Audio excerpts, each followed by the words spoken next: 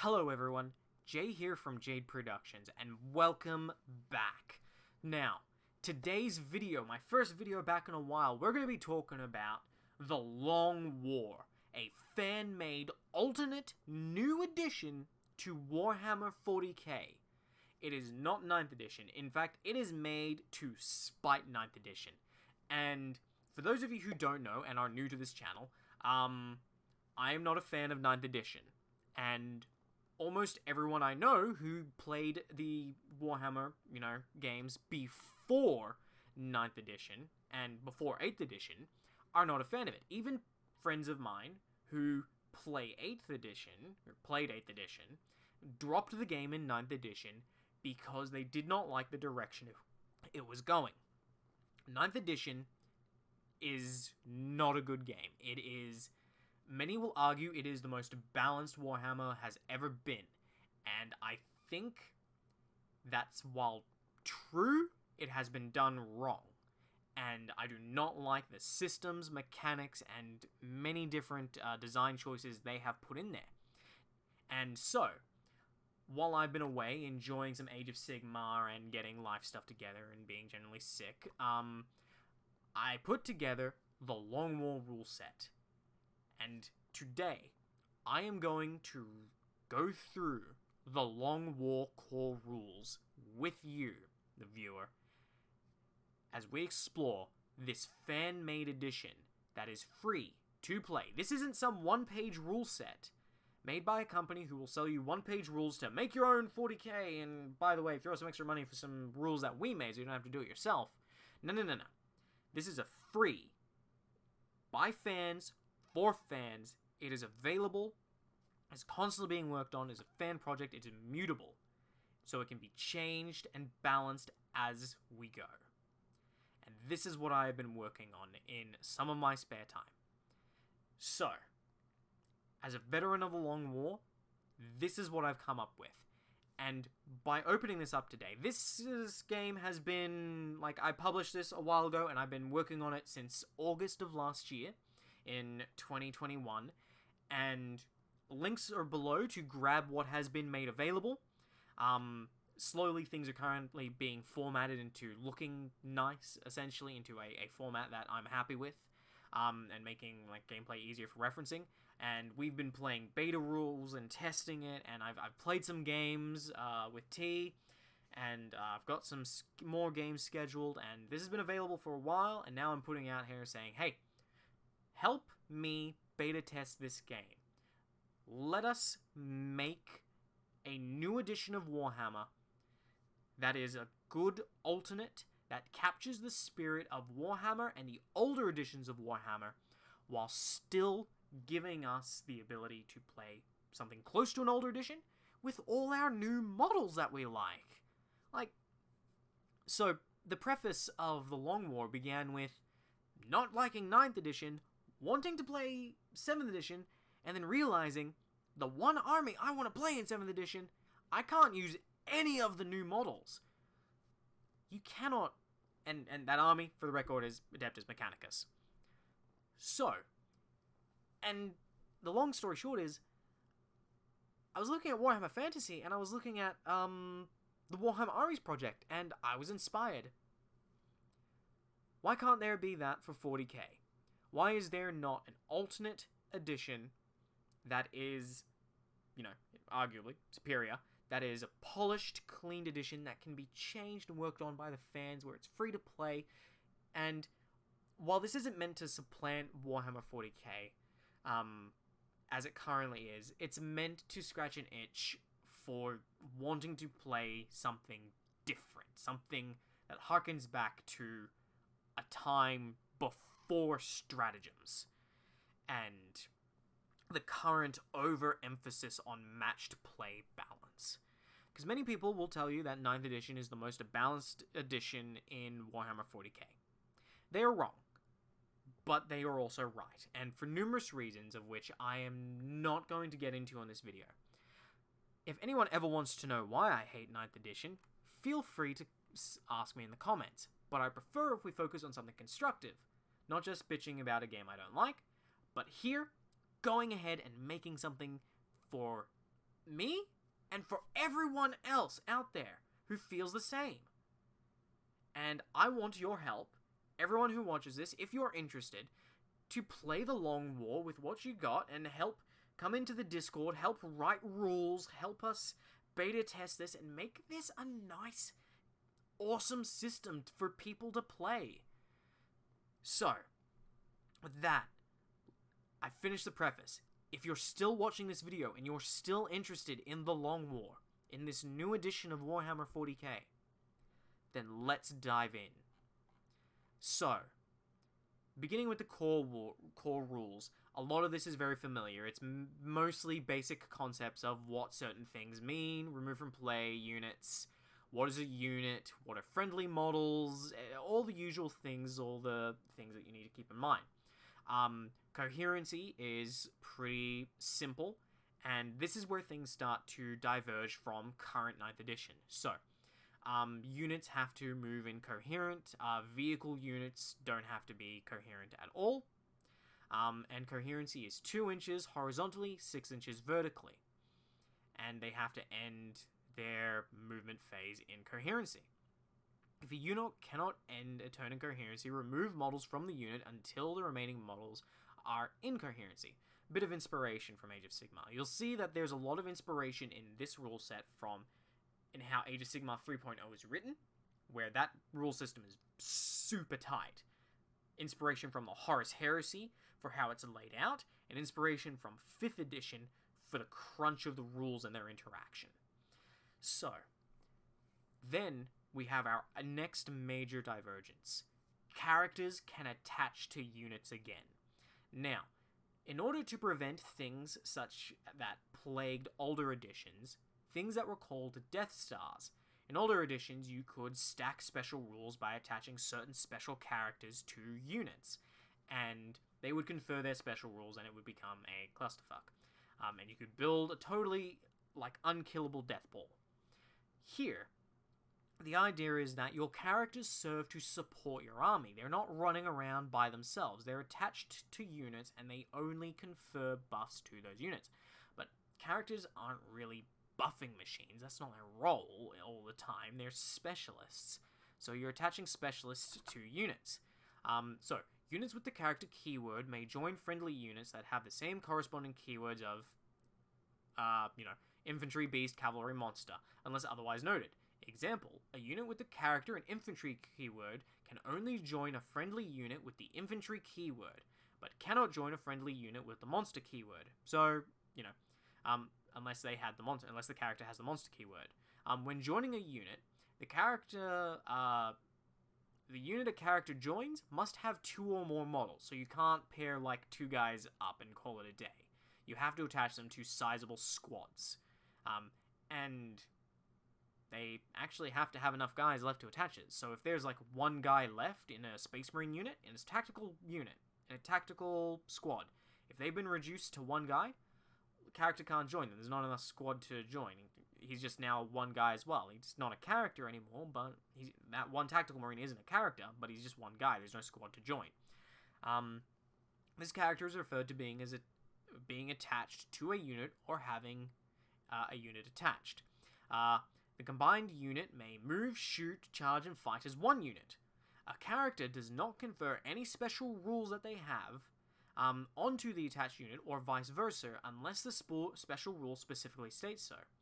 Otherwise, they are considered to be part of that unit for all other purposes.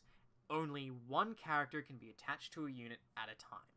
Now, this out of context, really, you've got to wait till you see the various units, but the idea is that many units attached. And the primary benefit of having characters join units comes from providing leadership buffs.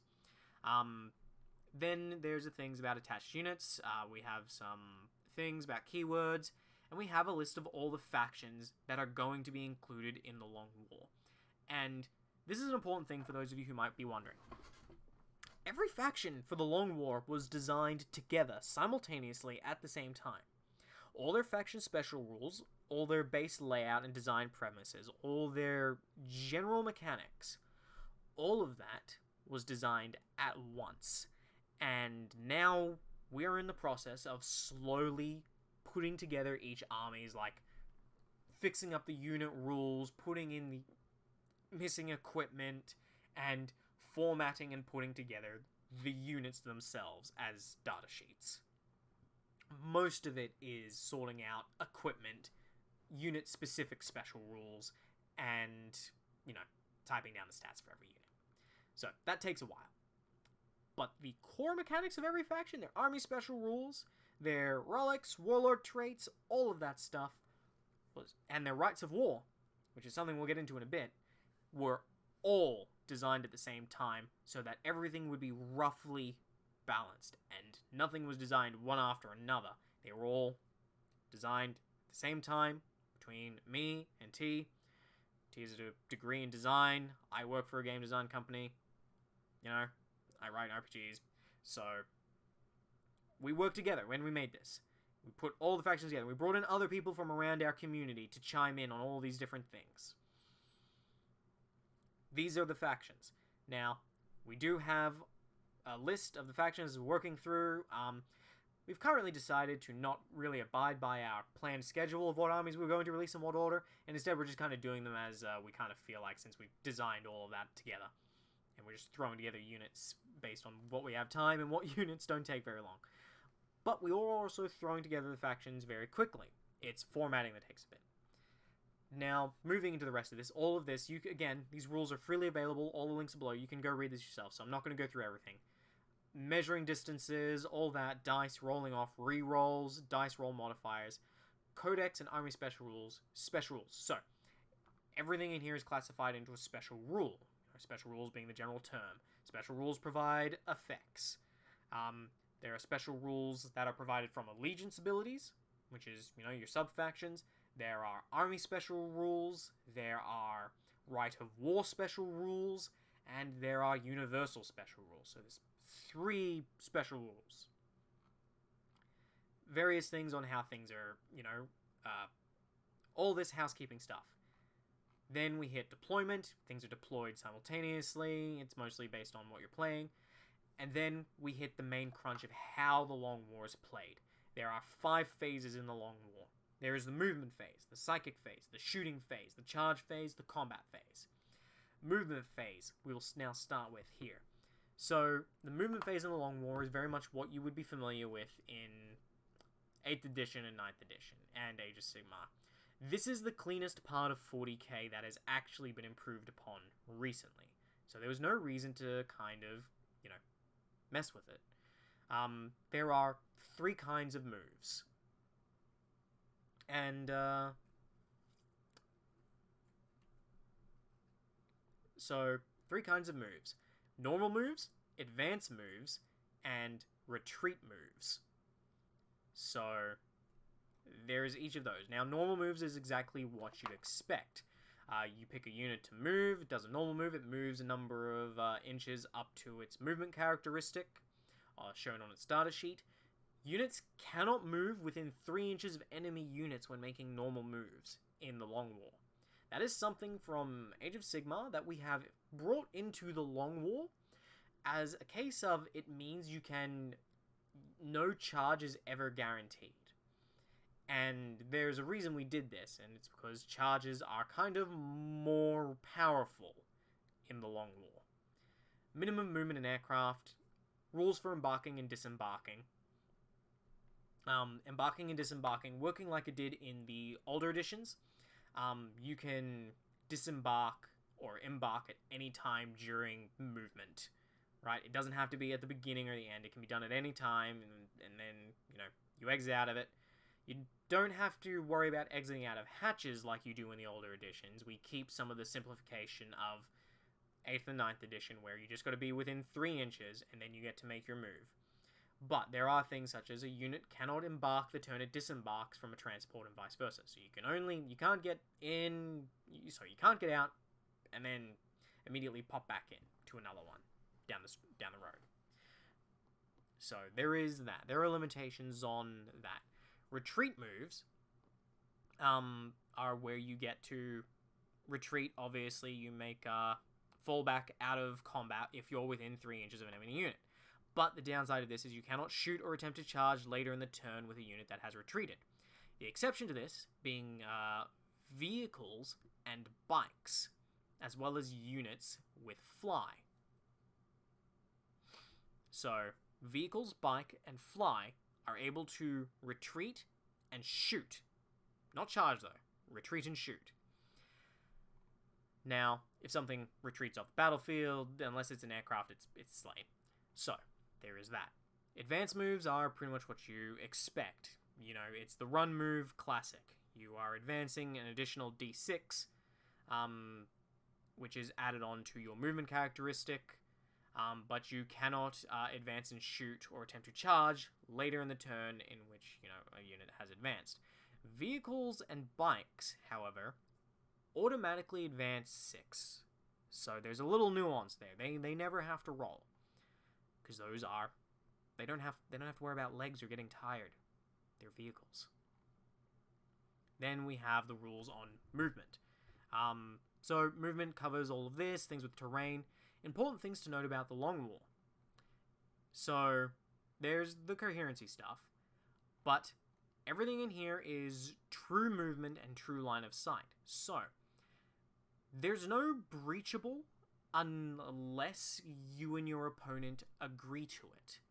There's also no difficult terrain, because everything has to be done with true measurements of all the inches and everything, right? But there is dangerous terrain back in this edition, and dangerous terrain is much more common. So units with fly or bike, if they end their move on or in terrain, they don't have the aircraft special rule, they roll a d6, on a 1 they take a wound. If it's a vehicle, they take a single penetrating hit with no piercing. And there's a bunch of things about fly and flying units being able to pass across stuff, where they don't have to measure the vertical distance. Then we have the greatest change in the Long War. In the Long War, the psychic phase is radically different to the current edition of Warhammer. So, in order to cast a psychic power, a psyker must select one of the psychic powers it knows. It must be on the battlefield, not embarked inside a transport. After selecting the psychic power, it takes a leadership test and rolls 2d6. If the total value is lower than the casting unit's leadership characteristic, the test is passed and the psychic power is successfully cast. If it's higher than your leadership, you fail.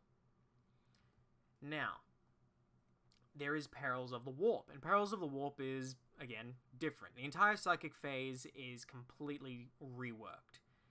A roll of double 1 on a psychic on the leadership test to cast a psychic power, or a roll of double 6 causes a Perils of the Warp, and then you roll on the Perils of the Warp chart. On a 1, nothing happens. You're just rolling a single d6. On a 1, nothing happens. On a 2, the psyker takes 1 automatic wound with no saves allowed. On a 3, they take d3 wounds with no saves allowed, which will flat out kill all but the most powerful characters. 4, the psyker cannot cast any more powers in the psychic phase. Devastating. On a 5, the psyker is empowered and gains +1 to its strength and toughness until the end of the round. So, fun. On a 6, the psyker is pulled into the warp and killed instantly. So, 6 and 3 present you very dangerous chances of losing a model. 2, gets you some wounds. 4 gets you no more psychic powers, but nothing else bad happens. And 5 is actually a good result on the Perils of the Warp. And some armies, like demons, actually manipulate the Perils of the Warp. And a lot of psychic armies manipulate the Perils of the Warp to make it much more reliable. Then we have Deny the Witch. Now, because this is done because casting a psychic power is done on a leadership test using the unit's own leadership, Deny the Witch works a little bit differently. So, if an enemy unit with the Deny the Witch special rule is within 18 inches in line of sight of the caster of the psychic power during the psychic phase, when they're attempting to cast their psychic power, the caster has -1 to their leadership value. If an enemy unit is a psyker within range, line of sight, it's another -1. And adamantium, if they have the adamantium wheel special rule, another -1. So if someone is a psyker, if there is another psyker nearby within 18 inches in line of sight, to you, you're going to have -2 to cast while they're nearby. If they've got adamantium wheel, you're going to be -3. And all these stack, and your leadership for casting psychic powers cannot get worse than a value of 3. So your leadership characteristic cannot get lower than 3 for the purposes of casting a psychic power. But they can lower your leadership with a number of different things, and there are lots of things to lower your leadership, but there are also a fair number of ways to stack them. So, you're going to have to... Leadership is a very important characteristic, especially to Psychers. Now, everyone knows the Smite psychic power. The Smite psychic power is very different. It is not just throw your dice and deal mortal wounds, no saves allowed. There are no mortal wounds in the Long War. There are almost no mortal wounds or anything at all that ignore saves. Smite instead, when you cast it, equips the Psyker that cast it with the Smite weapon. So, when this psychic power is cast, the Psyker gains the following shooting weapon until the start of their next psychic phase. Smite, it's Assault 3, it's an 18-inch, it's Strength 5, and it's AP 3 with no special rules. So it's actually quite a strong assault gun that's really good at ripping through power armor. But it is a shooting weapon that you must make a shooting attack with in the shooting phase. So a lot of other things that would normally deal mortal wounds in 8th or 9th edition are back to being weapons, which they used to be in the older editions. Except now they are always done in the shooting phase, which means they're affected by a lot of things, which means there's no debate on whether or not they use your ballistic skill. They are shooting attacks. So you are casting to generate weapons that you're then going to unleash. In the case of some psychic powers. Then you have the shooting phase. The shooting phase is a little bit different as well. So, it's your usual, you can make shooting attacks, you can shoot with every weapon you are equipped with, unless, certain things come into play with the type of weapon. Instead of shooting in your shooting phase, however, you may set to Overwatch. Instead of making a shooting attack, a unit can set to Overwatch. Models in a unit that set to Overwatch may not make shooting attacks in the shooting phase. Instead, if a unit sets to Overwatch, it may make a shooting attack in the charge phase. See Overwatch, which specifically it's your opponent's charge phase. This is referred to as an Overwatch attack. And this is allowed, and this is a little bit more balanced, because Overwatch, as we'll get to, is much more powerful in the Long War. You're sacrificing your shooting straight up to be able to shoot later. This can be very good for a variety of units, particularly assault units, who, if they fail to get the charge, are going to be caught in an awkward position where if they get counter-charged, they're particularly vulnerable. So, there is that. Picking targets, everything's like that. You need true line of sight in this. Now, you can shoot into combat in the Long War. A unit that is within 1 inch of an enemy unit can only target enemy units that are within 1 inch of it. So you can only shoot guys you're in combat with. However, you only hit on an unmodified roll of a 6 with shooting attacks unless you are using a pistol type weapon. So you can fire your bolt guns into close combat or your shuriken catapults into close combat with these guys. You can fire point blank, but you're only going to be hitting on 6s. But if the Space Marines start whipping out their pistols, the pistols, are a little bit less cumbersome and made for close combat. So they hit on their normal ballistic skill. Then there's Twin Linked. Now, Twin Linked is something handled differently to both the previous incarnations and the current incarnations. Some weapons are Twin Linked. Twin Linked weapons are multiple weapons connected together, and each linked weapon counts as a single weapon system. So they count as one weapon. Linked weapons must target the same target each time they shoot. For the purposes of a weapon destroyed on vehicle damage chart, each linked weapon counts as a separate weapon. So, what happens here is you shoot, say you have a twin-linked weapon, and most twin-linked weapons are particularly on vehicles. Say, for example, let's look at bikes and a Predator. So, with a bike, they have twin-linked bolt guns. Now, they're specifically, in their datasheet, it says it has 2 bolt guns, twin-linked. That means it has 2 bolt guns. So it gets to have, it's a shorthand way of saying it's got 2 of these weapons that it fires. They both have to fire at the same target. So instead of making 2 attacks at, say, they're in rapid fire range, or 1 attack if they're not in rapid fire range, it makes 2 attacks total, 1 for each gun. Alright, so each gun gets to shoot. On a Predator, if it has its turret, for example, the twin-linked las cannon turret, that counts as a single gun. Both those las cannons, that's 2 las cannons, so that's 2 shots. But they both have to target the same thing. Those 2 las cannons in the turret cannot split their fire. They have to target the same target. That's essentially what twin link means. You cannot split fire those weapons. But when they are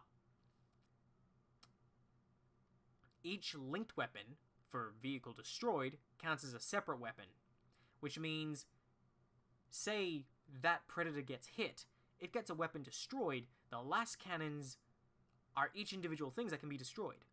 So now one las cannon on the turret can be destroyed, leaving the other one intact. Alright? So that's what that means. Now, of course, if you're trying to hit aircraft, all your attacks are resolved at Ballistic Skill 1 unless you have the appropriate special weapon, which means you hit on 6s. Not on modified 6s, it's just Ballistic Skill 1, so you can modify yourself back up. Now, range and line of sight in this edition are measured with true line of sight. They are measured from the model to the model. This is very important. And in the case of vehicles, they are measured from the gun to the target. So, you can technically measure line of sight to, say, someone's antenna to your gun. But what you cannot do in this system is you cannot have a forward-facing gun, like a Vindicator, and shoot at a unit that is behind you. The Vindicator's gun must be able to see its target. Very important. True line of sight is back in the long war. Now, then we move into the number of attacks you make and the weapon types. And these are all going to be super familiar. You're going to understand all of them. So, the pistol weapons are what you expect. So pistol weapons do not suffer the penalty for making shooting attacks against enemy units that are within 1 inches, so they can shoot in combat. Pistol-type weapons give +1 to the bearer's attack characteristic in the combat phase when you're making melee attacks. And you may not attack with a pistol weapon and another shooting weapon except grenade weapons in the same shooting phase. So you have to either shoot with your pistols and grenades or your bolt guns. You can't have Space Marines who have bolt gun, pistol, grenade going, okay, so they're going to shoot at this unit with their bolt guns, this unit with their pistols, this unit with their grenades. No. It's either, alright, these guys are shooting their pistols and one guy's throwing a grenade, or these guys are shooting their bolt guns and one guy's throwing a grenade. They only have so many hands and they can only do so many, so much shooting in a single phase. Rapid fire weapons are exactly the same. Assault weapons are exactly the same as the current edition. You can advance and still shoot, but you have -1 to your ballistic skill. Heavy weapons. If a model with heavy weapon moves in the movement phase, shooting attacks with the heavy weapon are made as if the attacking model has a ballistic skill characteristic of 1, so you're only hitting on 6s, so you can only do snapshots with heavy weapons. Because they take a bit to set up. So you can only fire your full ballistic skill with a heavy weapon if you did not move, or associated special rules. Grenade weapons work exactly the same, except grenade weapons are also assault weapons. You can fire grenade weapons after advancing, so you can run and huck a grenade at someone. That's the primary differences in the weapon types. Otherwise, it's as you'd expect for 40k. And now comes back this.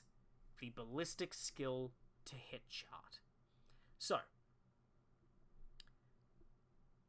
8th edition and 9th edition simplify weapon skill and ballistic skill in a way that Now there's no real nuance to it because of how they've refined the system, but in the Long War and the direction it's taken, to add more nuance to the units, these charts have come back. Or at least, the ballistic skill chart is. We'll get into weapon skill in a moment. Combat phase is a definite ride. So, you have the model's ballistic skill, which goes from 1 to 10. And the roll you need is there, right? So, you roll your d6, say you have a bolt gun, it's firing 2 shots, you have a ballistic skill 4 Space Marines. Space Marines are ballistic skill 4 base, you roll 2 dice, you're looking for 3 pluses to hit. Boom. Now, this is where things get interesting at ballistic skill 6 and upwards. There are very few to almost no rerolls in the Long War. Almost none. There are 2 special rules that come to mind, 3 special rules that give you rerolls. 1 special rule that comes to mind that allows you to reroll hit rolls. And that's the Hatred special rule. It allows you to reroll hit rolls of 1. Now, this is where ballistic skill comes in. It's much more important and much more powerful to be modifying and adding to ballistic skill, because you can get greater than a 2+. Because once you go to ballistic skill 6, if you roll a 1, you can re-roll, and on a 6 you'll hit, so your target number changes. So that's where the slash and the second number comes in. It's a re-roll that is not anywhere near as powerful as it is in 8th edition, 9th edition, where it's just, oh, okay, I hit on a 2+, I rolled a 1, alright, I just re-roll that. There is that ability, but it's super limited.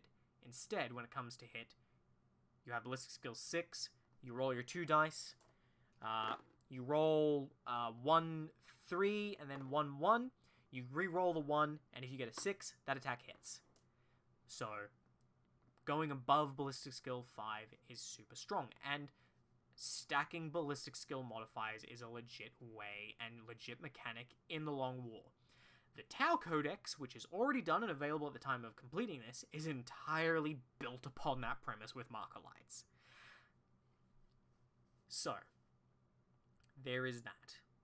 Because the durability of all the units is up in the Long War, so killing things is a little bit harder. Then, the wound chart is pretty much what you understand today. It's the same as it is. It's the simplified wound chart of all of 8th edition, 9th edition. Alright, so if you're double their toughness, if the weapon's strength characteristic double their toughness, wounds on 2+, greater than 3+, equal to 4+, if the weapon's strength is lower, it's 5+, if their toughness is double the weapon's strength, it's a 6+. So, an unmodified wound roll of a 1 always fails, and an unmodified wound roll of a 6 always wounds. Simple enough. However, things get different at vehicles, and we'll get to vehicles in a moment. How it then works is, your opponent then rolls a dice, and they have their save characteristic, which is as it is on the character sheet. So, for example, Power Armor provides a 3+ armor save. So, if they pass the save, the wound is ignored. If they fail the save, they then have to allocate that wound, and they have to allocate a number of wounds equal to that. At the end of the shooting step, you check to see if the target is pinned. If the target unit, after allocating the wounds,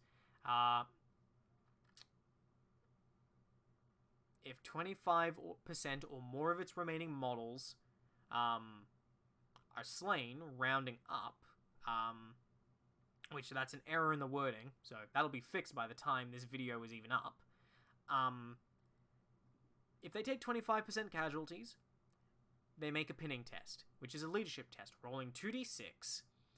If the roll is equal to or lower than their leadership characteristic, the test is passed and the attack sequence ends. If the test is failed, the unit gets a pin marker.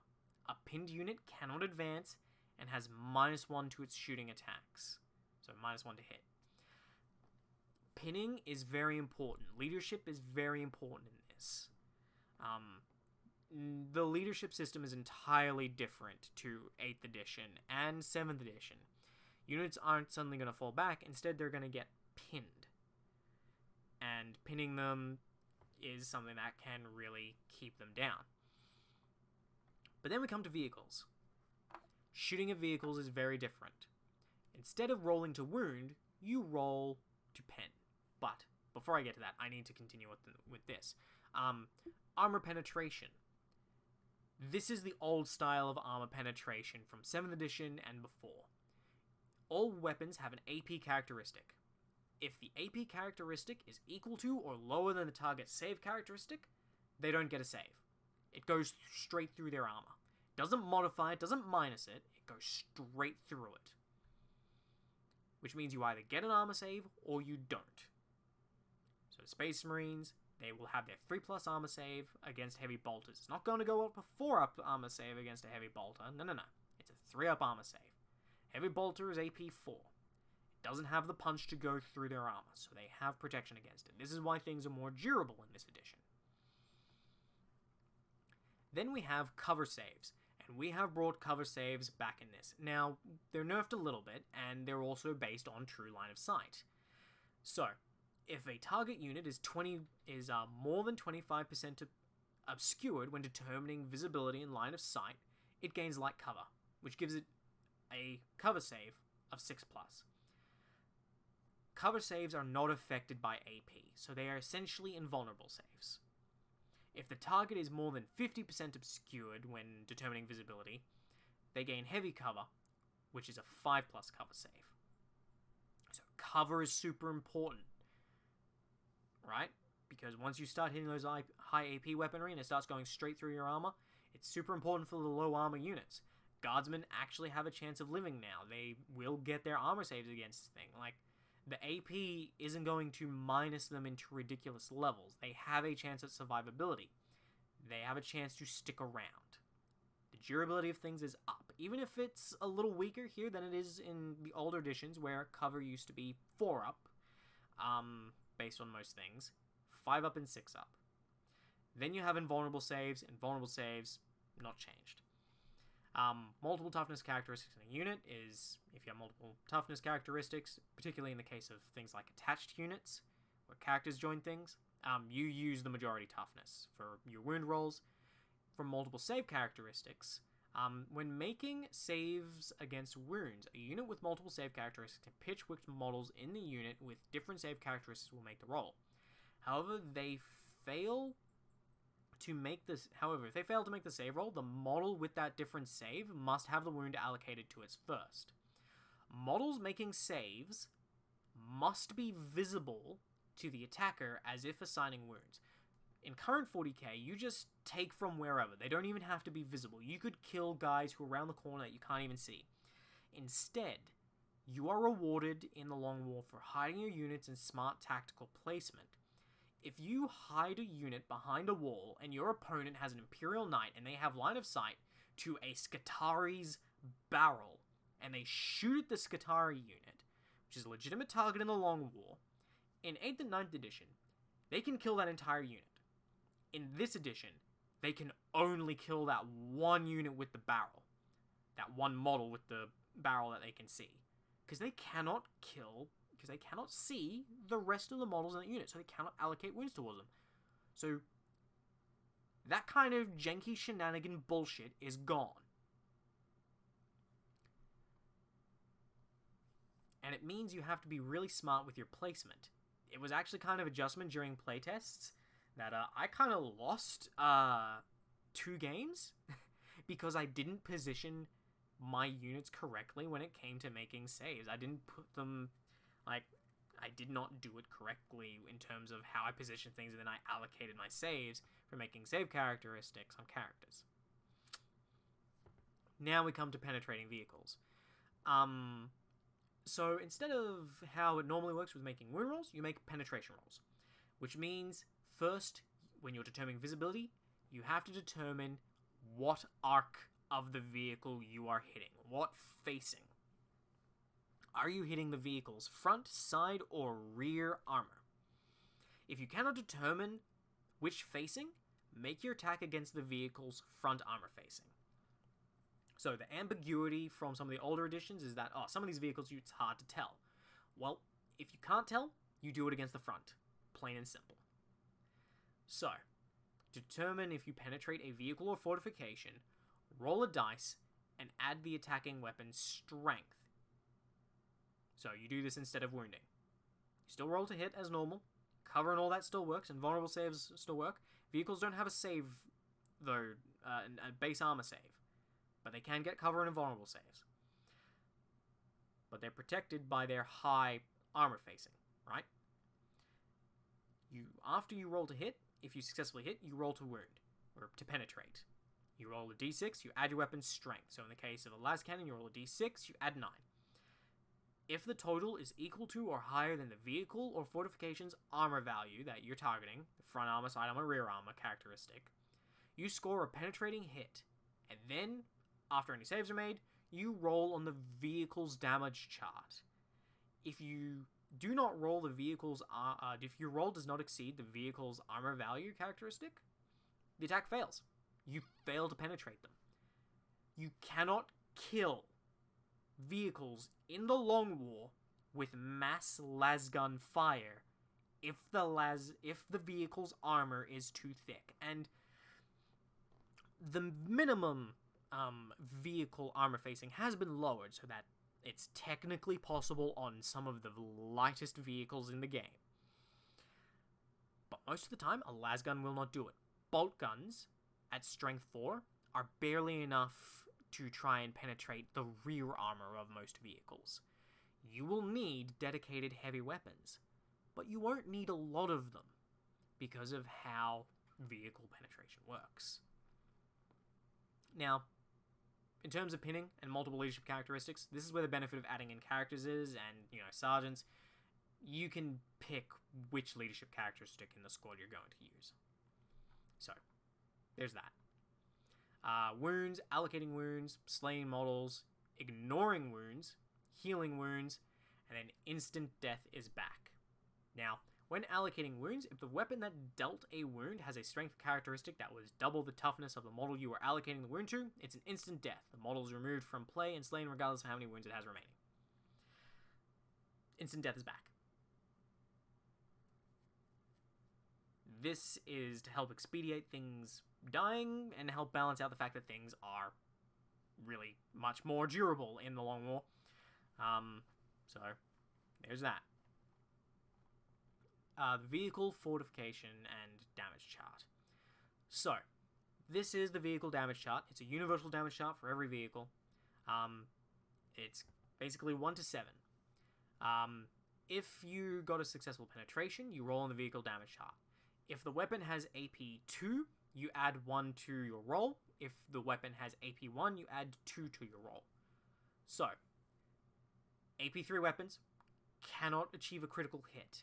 They cannot explode a vehicle. You will need dedicated anti-tank weaponry at AP 1 or 2, which means at a minimum you're going to need plasma guns, which don't have the greatest strength in terms of dealing with vehicles, but they do have decent strength and high AP. You will need those kind of weaponry to get through vehicles to cause them to explode. Otherwise, the best you're going to be able to do is kind of damage their systems and noodle them. So a roll of a 1 is the attack actually bounces or only inflicts superficial damage to the vehicle and you do nothing to them. 2 and 3 is crew shaken or injured. For each result you get of this on the vehicle damage chart, the vehicle has to make a pinning test, because vehicles can be pinned too, which means they can't advance and they get -1 to their hit. Very, very powerful if you're able to pin a vehicle and you're able to get them to, fail their leadership. 4 and 5 is weapon destroyed. There are primary and secondary weapons on vehicles, which you can see on the data sheets. The controlling player, who owns the vehicle, when you roll this result, gets to pick which weapon is destroyed from their primary weapons. If they have no primary weapons to select, then all of their secondary weapons are destroyed.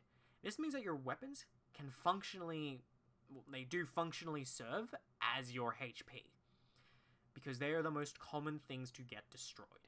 Which means,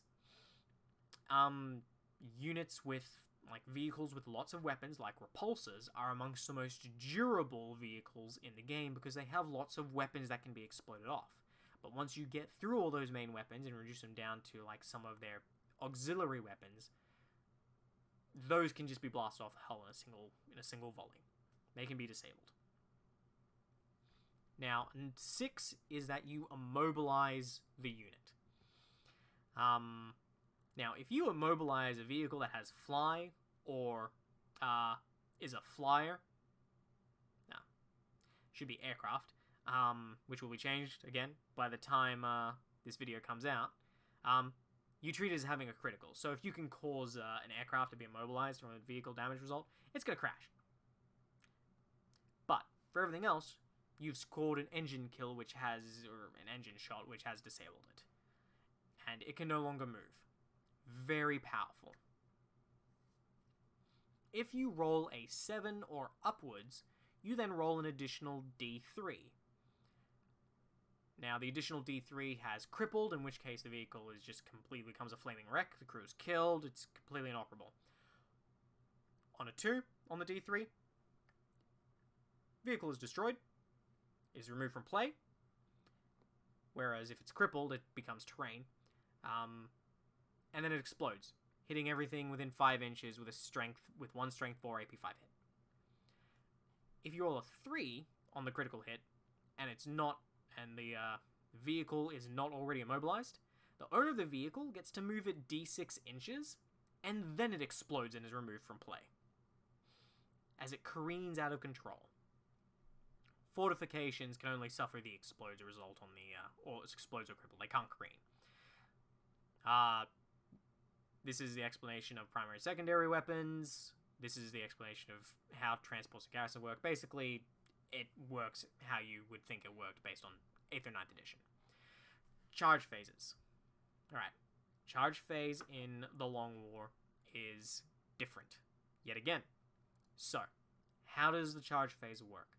In your charge phase, you can pick a friendly unit that is within 12 inches of an enemy unit to attempt to charge against the charged target. You then pick, and you do this over and over again, right? So, when you attempt a charge move, you select your target, and you attempt to make a charge move by rolling 2d6. You can then make a charge move with each model in the unit by moving the model a distance in inches equal to or less than the charge roll.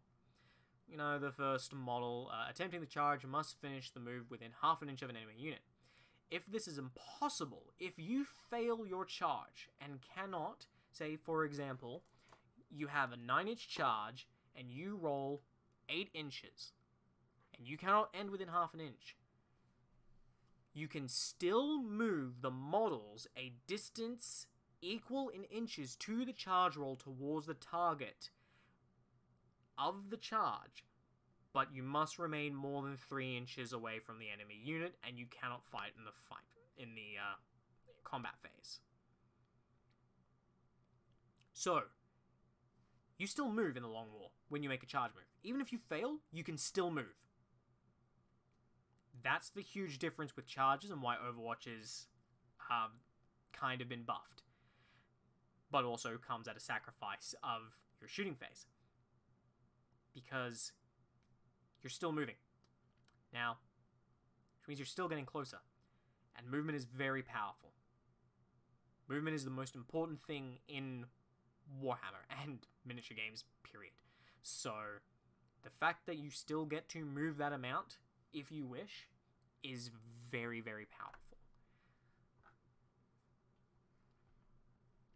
Because, you failed your charge. You still charged, right? You're still trying to move forward. You're still trying to charge those targets. But failing your charge suddenly just means you stop dead in your tracks. That doesn't make any sense. Doesn't make any sense, especially, the way Overwatch works now and in the Long War. Vehicles, bikes, and jump packs.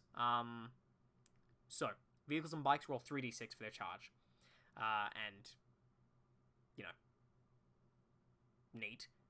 Jump packs get to add 1 to their charge roll, which combined with having fleet means most have +2 to their charge. Oh, no. Fleet gives you a reroll. So, vehicles, bikes, and jump packs, reliable charges. You can't charge aircraft unless you have the fly keyword. And now setting to Overwatch. So, if the target of the charge set to Overwatch during its last shooting phase and did not successfully perform a charge in its shooting phase, the charge target can make an Overwatch attack against the unit that's attempting to charge it. This is a normal attack. So, you make it like you would a normal one, and you have -1 to your ballistic skill. You don't hit on 6s, you have -1, which means Marines Overwatch on 4s. Hit on, Overwatch at ballistic skill 3, which means they hit on 4s. Guardsmen hit on 5s. Like, Overwatch, better across the board. Vehicles, when they make Overwatch, fire at their normal ballistic skill characteristic.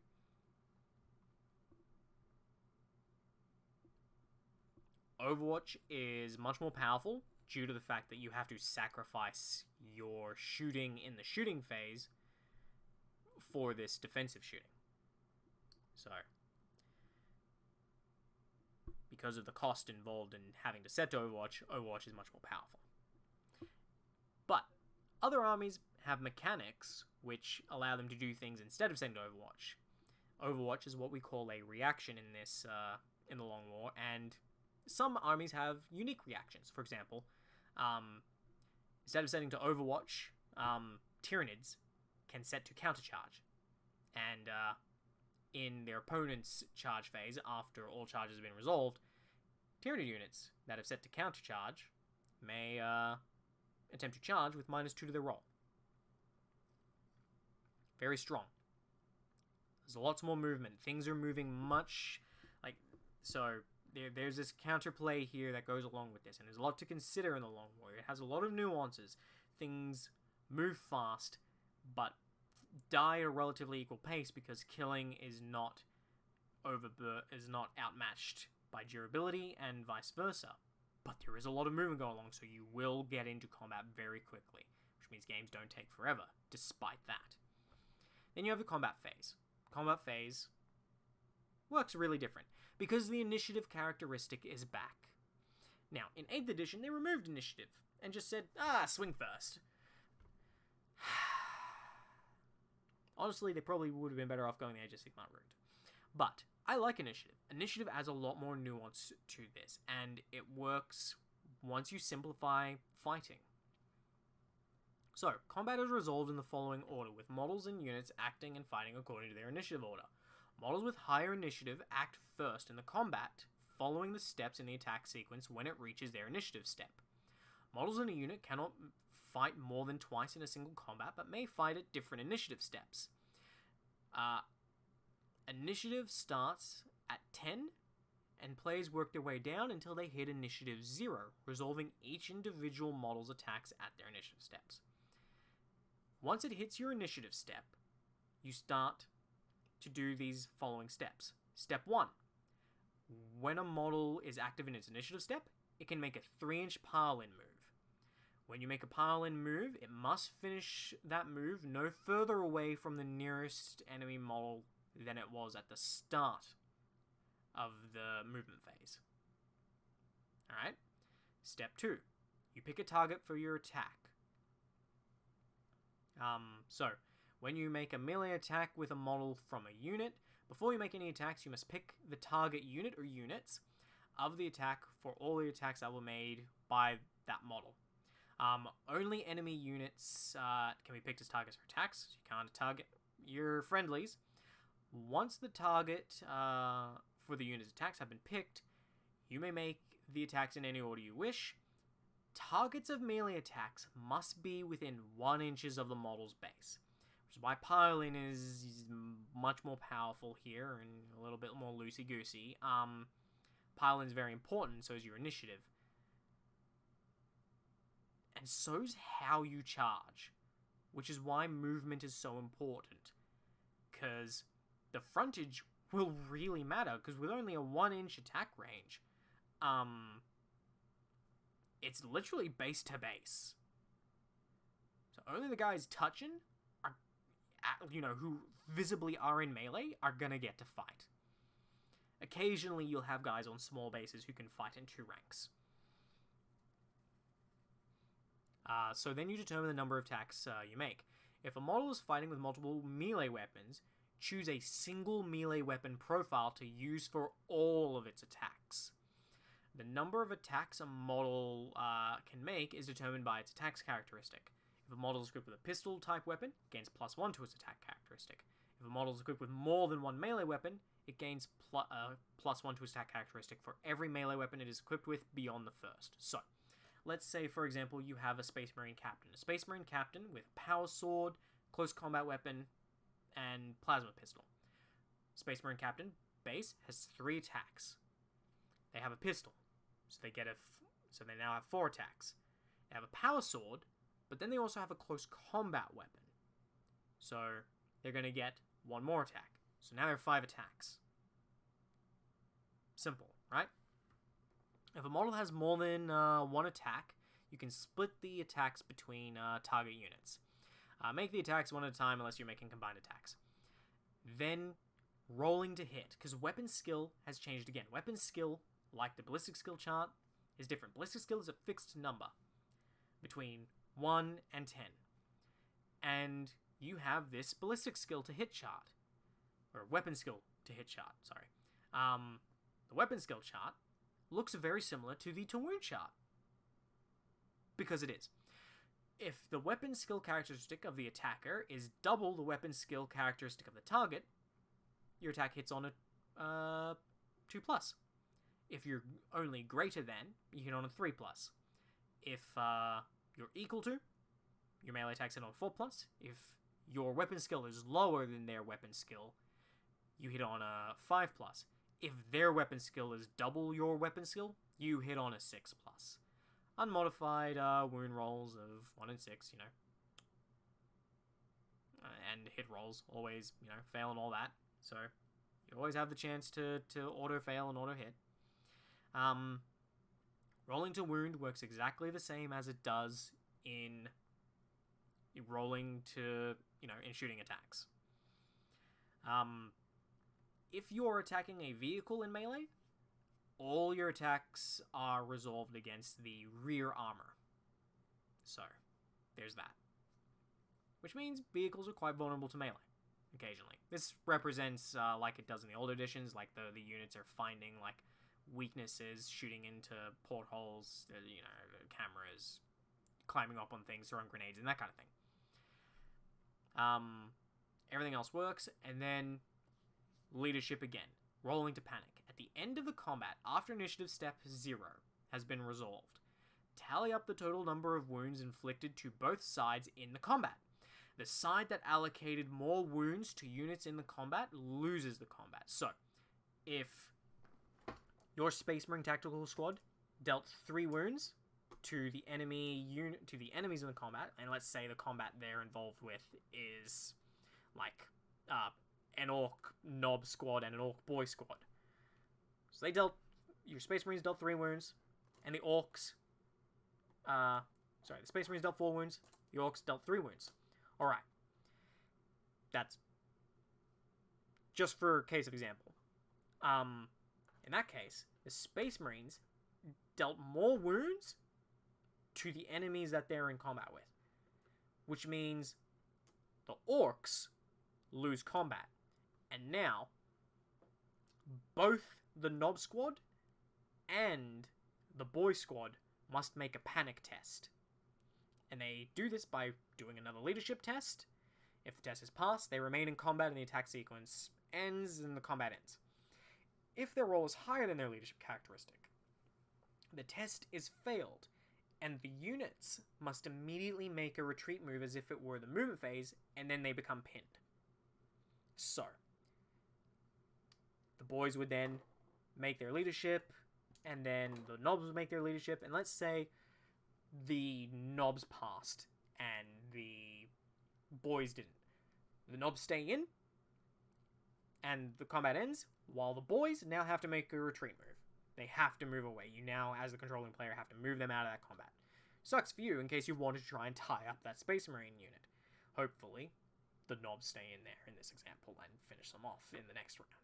So, then, if there are no enemy units within 3 inches, you get to make a sweeping advance. After determining, like, who won the combat. If, say, the knobs and the boys both retreated, and they're outside of 3 inches, because they have to end outside of 3 inches, then they can make a sweeping advance. Those Space Marines.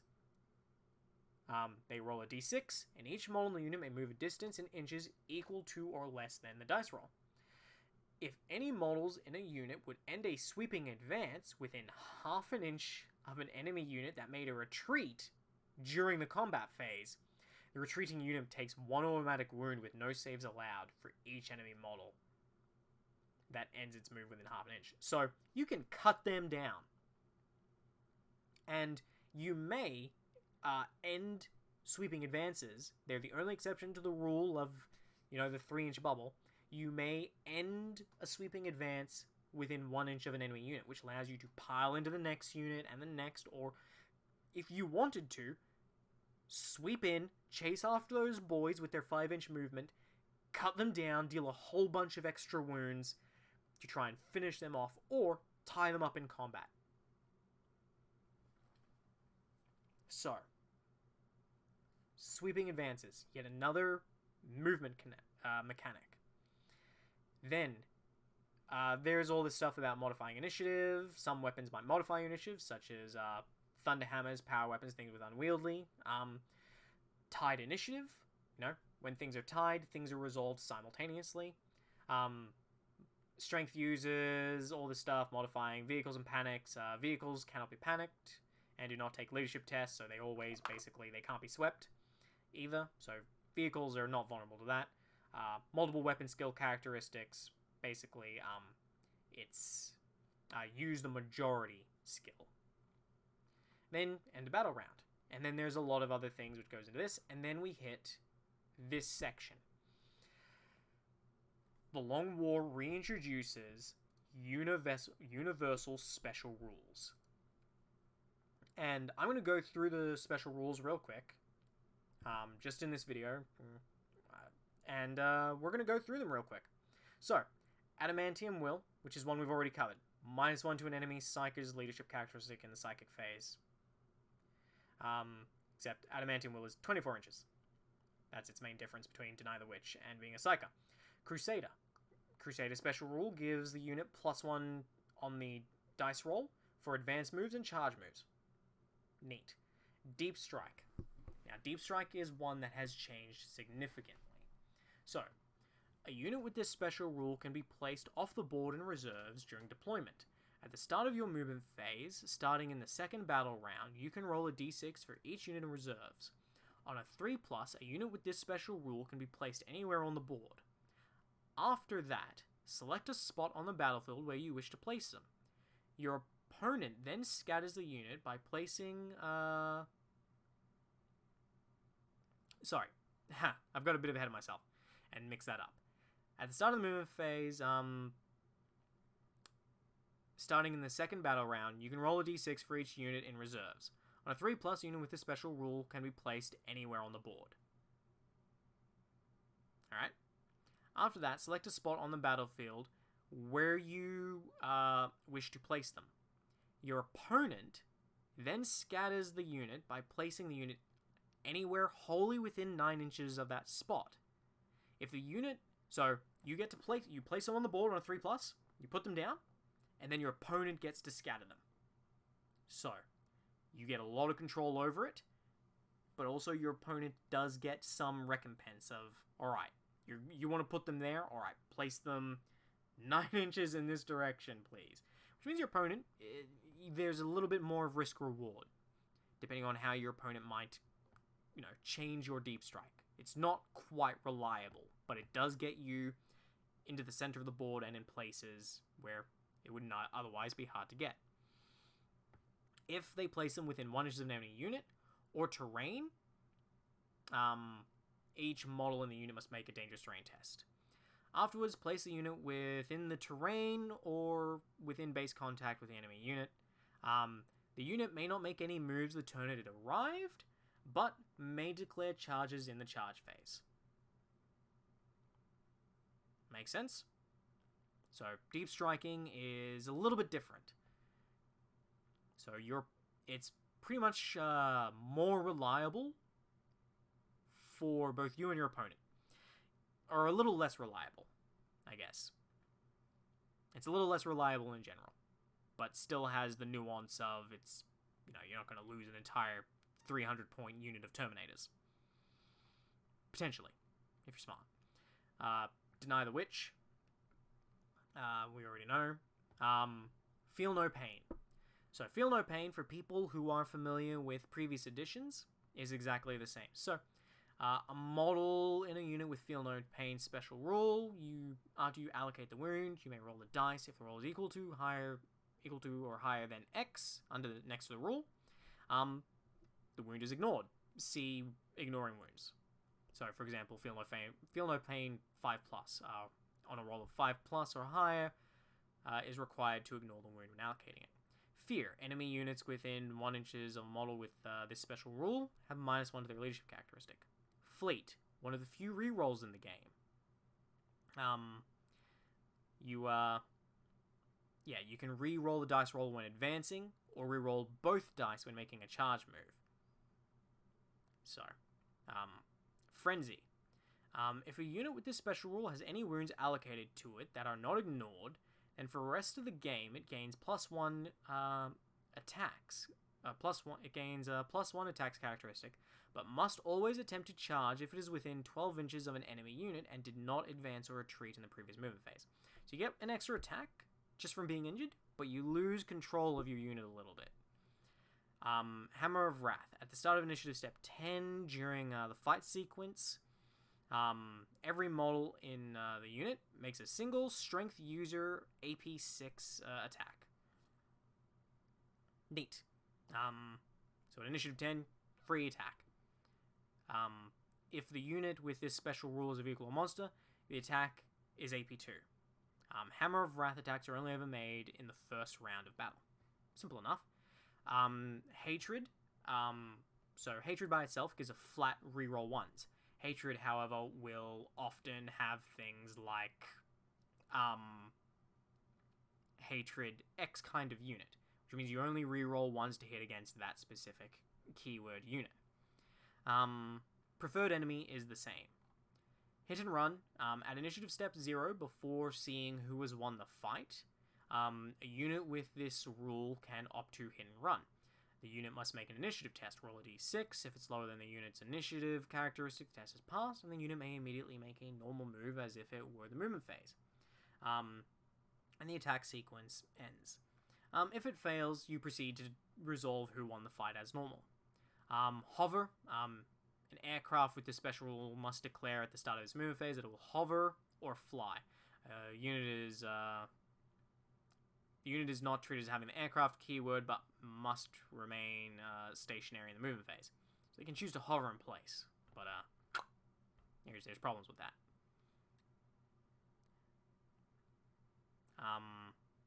So, Infiltrate. After deployment, but before the first turn begins, a unit with this special rule can deploy outside of its deployment zone anywhere on the board, so long as no enemy unit can draw line of sight to any model from this unit. More powerful, but with an added caveat of you have to pay much more attention to the line of sight. They have to actually be hidden, which can be really hard to do. Then there's the Relentless special rule. A model in a unit with this special rule can move and fire heavy weapons at their full ballistic skill. In addition, units with this special rule may double the number of shots with rapid-fire weapons, even if the target of a rapid-fire weapon is not within half range. So, Relentless is pretty powerful. Vehicles always have Relentless. There are some special rules that some units always have. Outflank.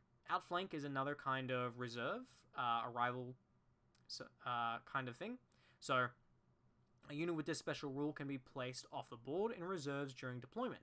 At the start of your movement phase, starting the second battle round, you can roll a d6 for each unit in reserves. On a roll of 3+, you can place a unit with this special rule on the board anywhere within 6 inches of any board edge and more than 9 inches away from any enemy models.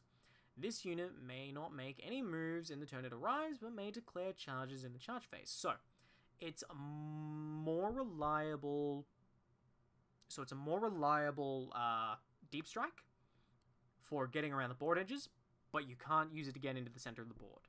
So it's a little bit more limiting in that way. But your opponent doesn't get any control over it. Preferred enemy, re-roll wound rolls of 1. Psyker. Psyker is what you expect. Everything with a Psyker knows Smite and has the special rule Psychic Mastery level 1. I didn't cover this in the Psychic phase, but Psychic Mastery level, you can only cast a number of Psychic powers equal to your Mastery level. So if you have Psychic Mastery level 1, you can only cast 1 Psychic power. If Mastery level 3, you can attempt to cast 3 Psychic powers. Some models in a specific unit may be noted next to the special rule to indicate the thing. In that case, all ranges of visibility for Psychic power are measured to and from that unit. Where a whole unit is a Psyker, you must measure range of visibility from... regeneration. At the start of the unit's movement phase, one model in the unit heals 1 wound. Monsters have that pretty much universally. Scout. A unit with this special rule after deployment, but before the first battle round begins, can make a normal move as if it were the movement phase. Neat. Siege attackers. Reroll to penetrate against Fortification. Skilled Rider. Units with this special rule always count as having the light cover special rule. If they're already, if they have this special rule and they advance in their previous movement phase, they have heavy cover. So, going faster gets you more cover. Slow and Purposeful. A unit with this special rule may not make Overwatch attacks and may not advance or sweeping advance. So, this one's a detrimental special rule. Stubborn. A unit with this special rule can never have its leadership modified. Tank Hunters, reroll penetration versus vehicles. Zealot.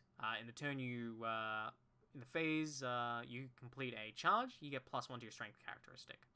Night Vision. Ignore night fighting in any of the scenarios. And then, just like there are universal special rules, there are weapon universal special rules.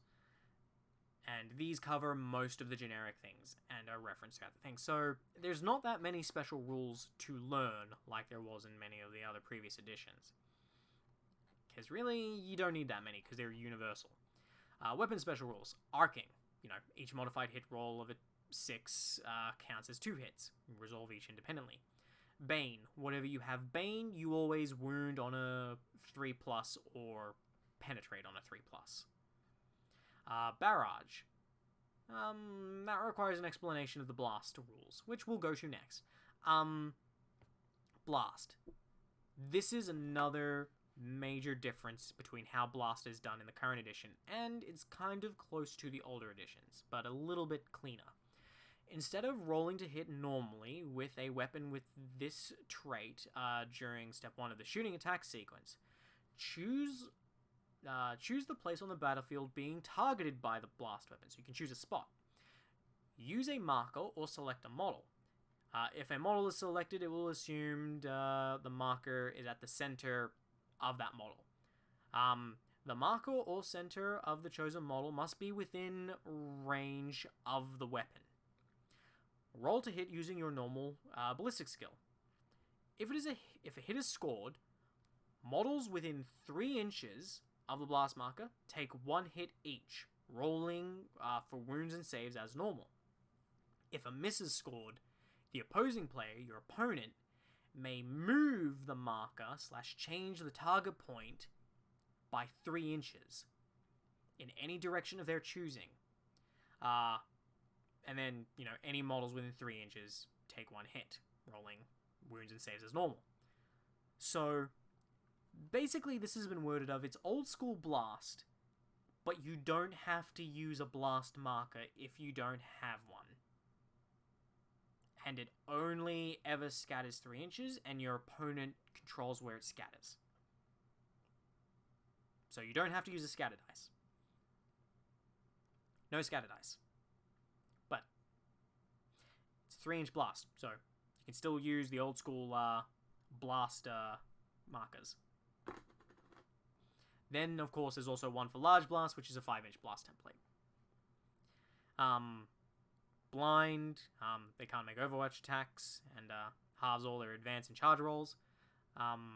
Force always wounds on a 4+. Crushing, if the target has a save characteristic of 3+ or better, you inflict 2 wounds instead of 1 when you successfully inflict a wound.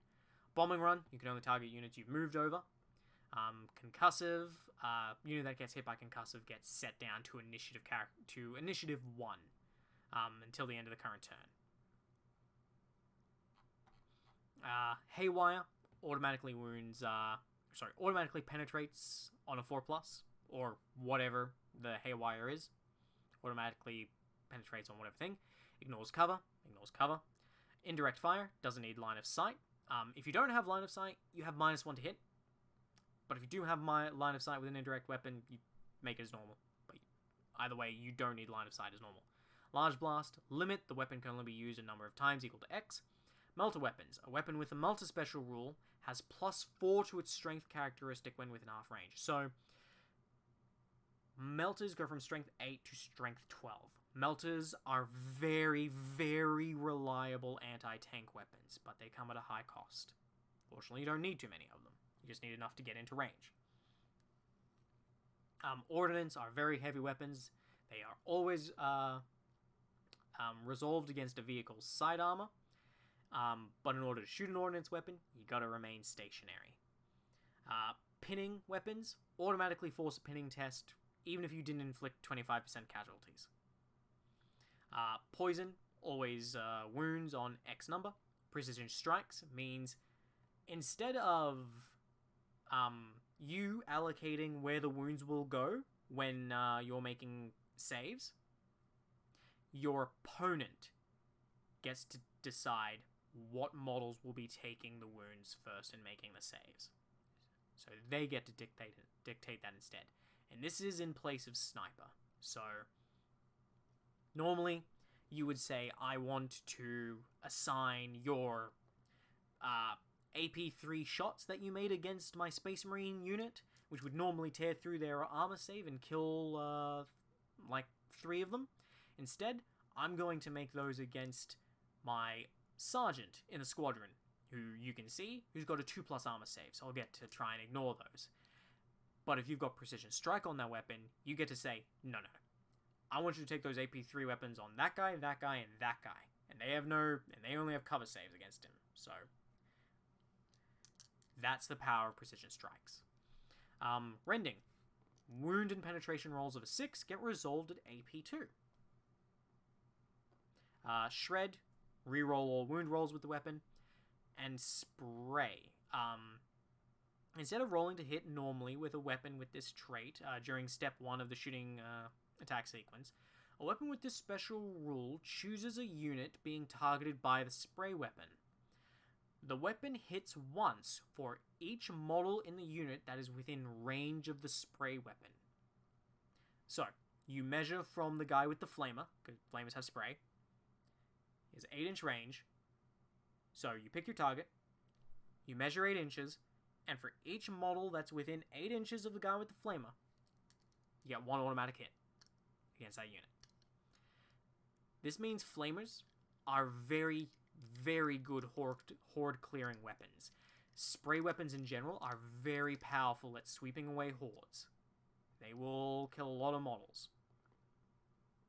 Particularly if units like Aggressors, which we've playtested, can almost delete a horde in a single attack.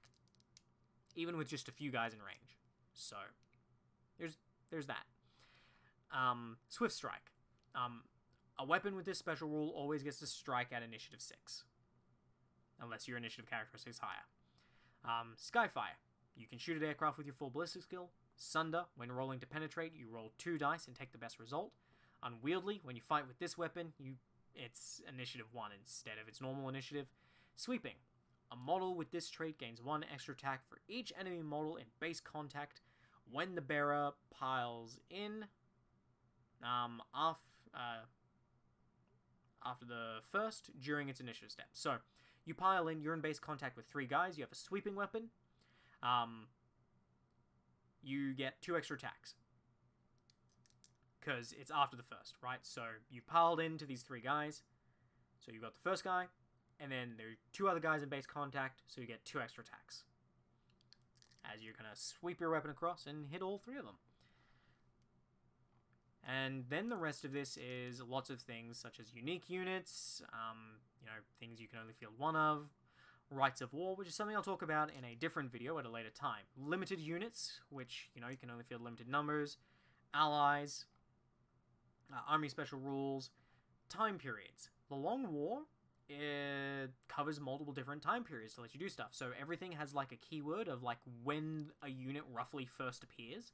So that you could play in the Scouring, you could play in War of the Beast, you could do the Forging, Nova Terra Integratum, the Age of Apostasy, Age of Redemption, Time of Ending, or the Era Indomitus. And these are the keywords, and every unit has these to let you know what time periods they use. And depending on the time period, some units can actually be limited. So there's that. And then attached to the main rules is the first of 3 battle packs that are being worked on. The Crusade is the general battle pack, and the battle packs determine how you build your army. And this is it. This is the entirety of what you have to build your army. 1 to 3 HQ slots, 2 to 6 troop slots, 0 to 4 elite slots, 0 to 3 fast attack, 0 to 3 heavy support, 0 to 1 flyer, 0 to 1 fortification, 0 to 1 Lord of Law. The only way to alter your slots in a detachment is through rights of war, which I will talk about at a later stage. But your armor building is a lot more straightforward, a lot more fixed, but rights of war introduces a lot of shenanigans to really do some cool stuff. But that is it for the Long War. What is like up next in the rest of the core rules is things like weather effects, playing games, night fighting, different missions, everything from simple basic things to things like breakthrough and onslaught, hide or hold or die, those kinds of things. So there is that.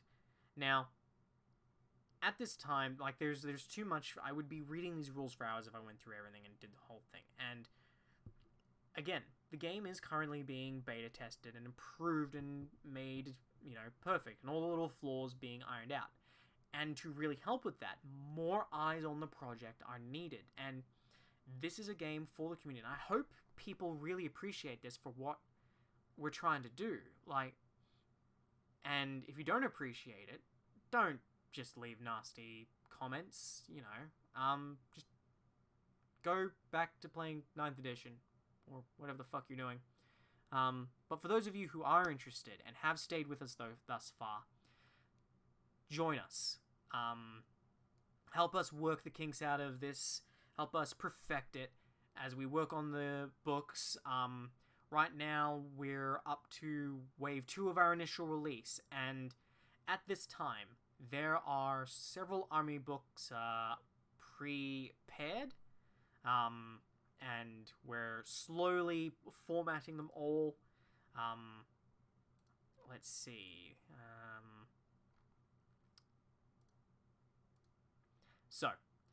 This up on screen right now shows the current of what's available in the Long War Google Drive. We have our Discord where we put regular updates, and you can leave feedback, all the stuff to help us work this out and join a community and build a community around this game, and give us your thoughts and feedback and help us out. Tell us what you think of the game, points discrepancies, errors, typos, rules that you think need changing, those kinds of things.